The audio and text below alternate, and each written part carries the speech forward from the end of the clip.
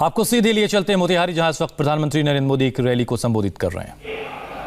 कि जो उद्योग, जो चीनी मिलें दशकों से चंपारण और बिहार का अहम हिस्सा रही है, वो भी सारी की सारी बंद हो गई। अब तो इस चुनाव में जंगल राज वालों के साथ नक्सलवाद के समर्थक, देश के टुकड़े टुकड़े करने की चाहत रखने वालों के समर्थक, वे भी बढ़ चढ़ करके बारात में जुड़ गए हैं। अब अगर इनको जरा भी मौका मिल गया तो बिहार वापस उस हिंसा, अराजकता, अपहरण के उस खतरनाक दौर में फिर से पहुंच जाएगा। और इसलिए बिहार को सतर्क रहना है, बिहार को सावधान रहना है, जंगल राज के युवराज से अलर्ट रहना है। साथियों, जंगल राज वालों ने अगर कभी आपकी चिंता की होती तो बिहार विकास की दौड़ में इतना पिछड़ता नहीं। Those were live visuals of और बुलेटिन की शुरुआत हम सबसे पहले आपको हरियाणा लिए चलते हैं। हरियाणा के बल्लभगढ़ में लव जिहाद पर जबरदस्त घमासान छिड़ गया है। निकिता मर्डर केस में इंसाफ के लिए आज बल्लभगढ़ में एक महापंचायत बुलाई गई थी, लेकिन इंसाफ की ये लड़ाई पत्थरबाजी और आगजनी तक पहुंच गई। कुछ लोग तौसीफ की सजा की मांग के साथ नारेबाजी करते हुए महापंचायत में घुसे। पहले से मौजूद लोगों ने उन्हें नारेबाजी करने से रोका, लेकिन वो नहीं माने। इसके बाद पुलिस ने उन्हें महापंचायत से जबरन निकाला, जिसके बाद ये लोग हाईवे पर आ गए और जबरदस्त हंगामा हुआ। दुकानों में तोड़फोड़ की कोशिश हुई, पत्थरबाजी की गई, जिसके बाद पुलिस ने लाठीचार्ज किया। वहीं महापंचायत में कांग्रेस नेता की एंट्री पर दूसरा बवाल हुआ। जब कांग्रेस नेता नीरज शर्मा महापंचायत को संबोधित करने के लिए पहुंचे तो एक शख्स ने जूता निकाल लिया। उसका आरोप था कि कांग्रेस विधायक इंसाफ के नाम पर सियासत कर रहे हैं। तो ये 5 तस्वीरें आपके टीवी स्क्रीन पर हैं। आज महापंचायत बल्लभगढ़ में बुलाई गई और उसके बाद वहां हंगामा हुआ, पुलिस को लाठीचार्ज करना पड़ा और उसी से जुड़ी ये 5 अलग अलग तस्वीरें।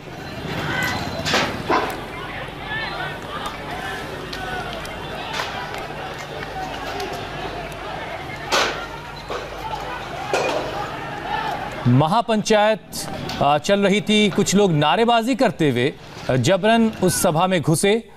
पुलिस ने उनको निकालने की कोशिश की, फिर यहीं से हंगामे की शुरुआत हुई। ये लोग फिर हाईवे पर पहुंच गए और हाईवे पर जाकर इन्होंने पत्थरबाजी करने की कोशिश की, आगजनी की और उसके बाद पुलिस ने फिर लाठीचार्ज किया। और इस बीच एक तस्वीर आप ये भी देख रहे हैं कि महापंचायत में कांग्रेस के एक नेता पहुंचे कि एक बार फिर से हम आपको मोतिहारी लिए चलते हैं, जहां प्रधानमंत्री एक सभा को संबोधित कर रहे हैं। साथियों, इन लोगों ने कभी बिहार की महिलाओं, बिहार की बहन बेटियों के होने वाली परेशानी की कभी चिंता नहीं की। वो खुले में शौच जाने में और उसके लिए मजबूर थी। उनकी सुरक्षा पर खतरा, जिसने बिहार की माताओं बहनों के लिए लाखों शौचालय बनाकर उनकी परेशानी कम करने का प्रयास किया है। साथियों, मुझे याद है कि जब उनकी इस तकलीफ के बारे में मैंने लाल किले से बात की थी तो ये लोगों ने किस तरह मेरा मजाक उड़ाया था। पर मुझे खुशी है कि आज आप सभी ने मिलकर बिहार के 38,000 से ज्यादा गांवों को खुले में शौच से मुक्त कर दिया है। मैं पिछले साल चंपारण में सत्याग्रह से स्वच्छाग्रह कार्यक्रम के समापन पर आया था। चंपारण सत्याग्रह के 100 साल पूरे होने पर स्वच्छता का ये प्रयास करके इस क्षेत्र के लोगों ने राष्ट्रपिता महात्मा गांधी को सच्ची श्रद्धांजलि दी है और इसलिए मैं यहां के लोगों का जितना नमन करूं, जितना आदर करूं, उतना कम है। भाइयों और बहनों, आज बिहार प्रगति के जिस पथ पर है वो बिहार का भविष्य और मजबूत करेगा, उसे और गौरवशाली भी बनाएगा, वैभवशाली भी बनाएगा। एनडीए के हम सभी साथी मिलकर इसी सोच को साकार करने में लगे हैं। जंगल राज का अंधेरा बिहार पीछे छोड़ चुका है। अब नई रोशनी में डबल इंजन की ताकत के साथ विकास का लाभ हमें बिहार के हर व्यक्ति तक पहुंचाना है। यही वजह है कि मां गंगा पर कहीं सबसे बड़े पुल बन रहे हैं तो कहीं पर नए एयरपोर्ट, नए हाईवे बन रहे हैं। जिस बिहार ने चाणक्य के अर्थशास्त्र को प्रेरणा दी, आज वही बिहार गैस आधारित अर्थनीति की दिशा देश को दिखा रहा है। देश को दिखा रहा है। एनडीए के सभी साथी आत्मनिर्भर बिहार के संकल्प के साथ हर कदम पर बिहार के लोगों के साथ खड़े हैं। साथियों, आत्मनिर्भर बिहार यहां के हर युवा की आकांक्षाओं को पूरा करने का एक पक्का रोड मैप है। आत्मनिर्भर बिहार यहां के गांव के सामर्थ्य को पहचान दिलाने का मार्ग है। आत्मनिर्भर बिहार गांवों में उद्यम के, रोजगार के अवसर तैयार करने का अभियान है। आत्मनिर्भर बिहार बिहार के गौरव, बिहार के वैभव को फिर से लौटाने का मिशन है। भाइयों और बहनों, आत्मनिर्भर बिहार अभियान से यहां को मोती बटन से जुड़े उद्योगों को और प्रोत्साहन मिलना तय है। देश के हर जिले में जो इस प्रकार के उत्पाद है, उनके लिए उद्योगों के क्लस्टर की योजना पर काम चल रहा है। खेती हो, पशुपालन हो, मछली पालन हो, इससे जुड़े उद्योग और उद्यम आत्मनिर्भर चंपारण, आत्मनिर्भर बिहार का अहम हिस्सा है। पूर्वी चंपारण में ही कृषि अनुसंधान केंद्र बन चुका है। यहां डेयरी प्लांट भी लग चुका है, जिससे पशुपालकों को लाभ होता है। ड्रिप और स्प्रिंकलर इरिगेशन के लिए, टपक सिंचाई, फवारे की सिंचाई के लिए भी बहुत बड़ी मदद दी जाती है।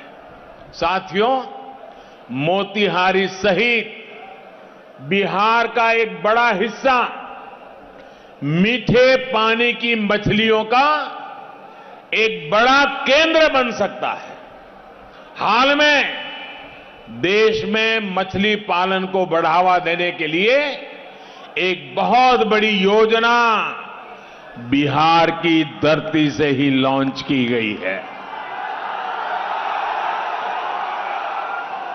मत्स्य संपदा योजना के तहत हजारों करोड़ रुपयों का निवेश मछली व्यवसाय से जुड़े इंफ्रास्ट्रक्चर को बढ़ाने के लिए किया जा रहा है।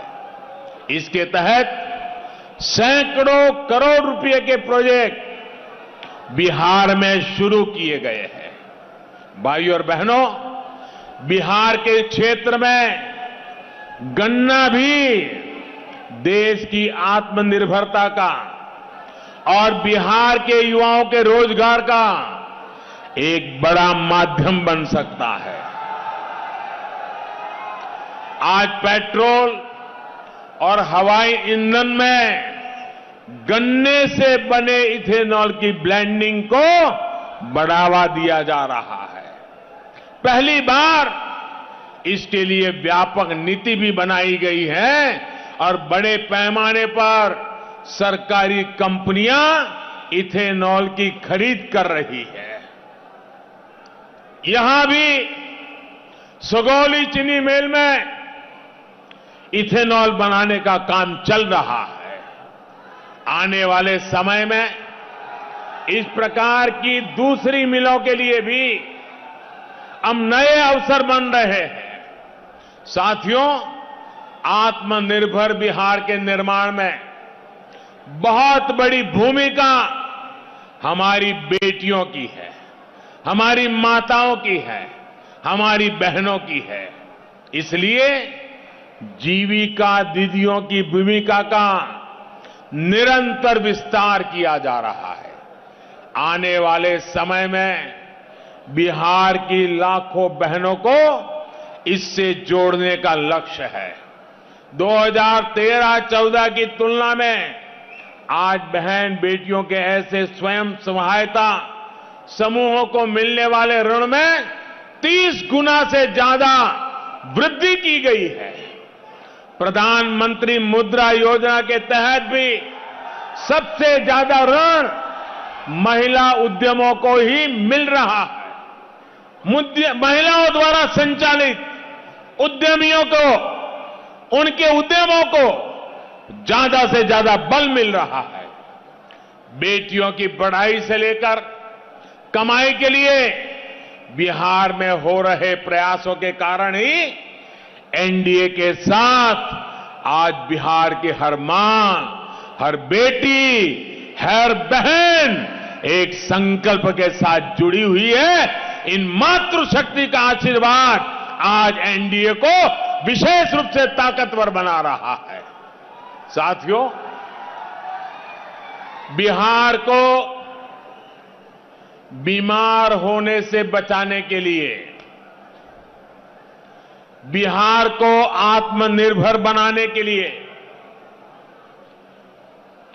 हर एक परिवार का, हर एक मतदाता का एक एक वोट, हर वोट एनडीए यानी भाजपा, जेडीयू, हम पार्टी और वीआईपी पार्टी के उम्मीदवारों को ही पड़ना चाहिए। भाइयों बहनों, आज मेरी ये तीसरी सभा है और मैं आज तीसरी बार इस चुनाव के दरमियान आपके बीच में आया हूं। आप जिस प्रकार से हमें आशीर्वाद दे रहे हैं, जिस प्रकार से जहां मेरी नजर पहुंचे, मुझे लोग ही लोग नजर आ रहे हैं।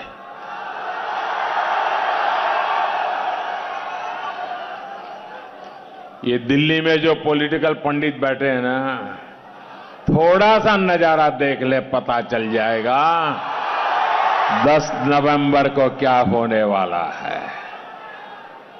भाइयों बहनों, मैं आज प्रथम चरण के मतदान के बाद आज आया। प्रथम चरण के मतदान में सारे पॉलिटिकल पंडित उछल उछल करके कह रहे थे मतदान कम होगा, लोग वोट डालने आएंगे नहीं, अरे कोरोना के समय कौन निकलेगा। लेकिन इन पंडितों को मालूम नहीं है